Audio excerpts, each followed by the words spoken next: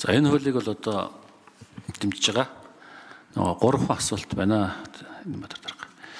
Нэгдүгürt энэ нөгөө гэр хуулийг орон суучлах гэж байгаа. Тэгээд дээр нөгөө ашиглалтын шаардлага хангахгүй байгаа орон сууцнуудыг дахин төлнө гэж байгаа. Тэрэн дээр одоо энэ огт бизнес хувьд ашиггүй байршилд байгаа тийм барилгуудыг юу нь яах вэ? Одоо шинэ биокомнат байгаа. Тэгээд тэрийг нураагаад ороод байшин барь гэхлээр хэн сонирхгүй.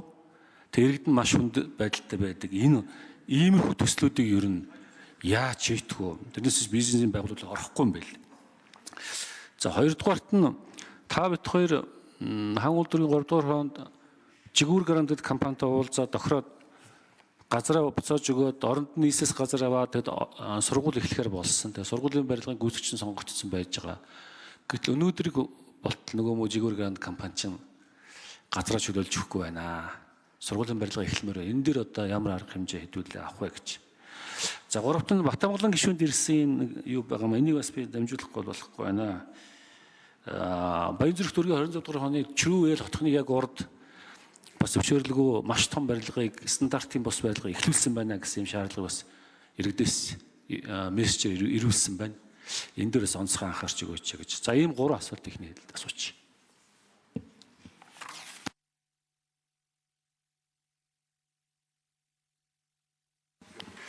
За Нямбатар дарга хариулт өгье.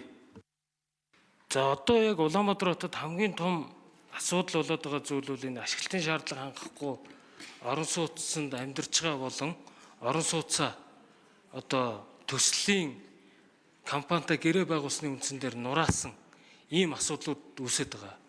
Тухайлбал Баянзүрх дүүрэг дээр ICDC гээд одоо 201-р байрыг нураагаад шинээр барилга барьна гээд айлуудыг нэгэд ор хоронгүй болгоцсон. Тэгээ каркас цутгагдсан. Өөр цаашаа хийсэн ажилгүй. Аудит оруулахаар 35 айлын мөнгө орсон үлдсэн нь одоо ороогүй нэ гэдэг дүгнэлт гаргадаг. Өөрөөсөө болохоор бүх айлаас захиалга авцсан гэдэг. За ингээд эрүүгийн журмаар уг асуудлыг шалгуулж байгаа. Гэсэн хэдий цаана нь иргэд тохироод байгаа энэ тохиолдлуудад бид нар гэр орооллын энэ газар чөлөөлтийн сангаас яг ийм төслүүдийг бид нар гүйцэн дуусгаж тухайн айлуудыг хохирлгүй болгох нөгөө талдаа энэ сан өөрөө гаргасан мөнгөө иргэн олж авах ийм одоо нөхцөл тохироотойгоор бид нар энэ санг ашиглана гэж үзэж байгаа цөөн тохиолдолд ихэвчлэн газар чөлөөлт рүүгээ энэ сан явагдана гэж хэлнэ.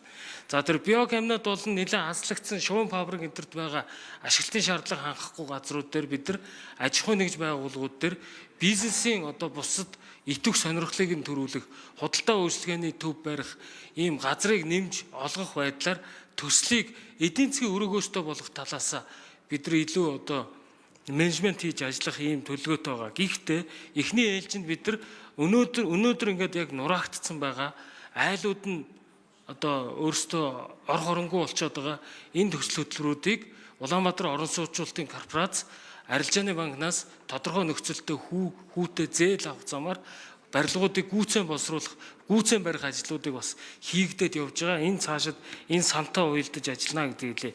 Жигүүр гарантад албан шаардлага өгсөн.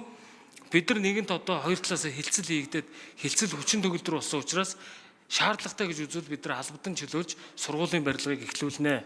Баянзүрх дүүргийн 26 дугаар хороонд тэр баригдж байгаа барилгын талаар бас мэдээлэл ирсэн. Хотын стандартын газар болон хотын хяналт шалгалтын газрыг бид нар газар дээр нь очиж шалгалт хийлгээ гэж явуулсан. За энэ дээр та бүхэн нэг зүйл ярьж байгаа бол зөвшөөрлөгөө хоёр барилгын асуудал яригдж байгаа. Энийг бид нар тухайн өвөрт нь эргээд бичгээр мэдгэж. За Цэндийн Баатар гүгшүүн асуулт асууя.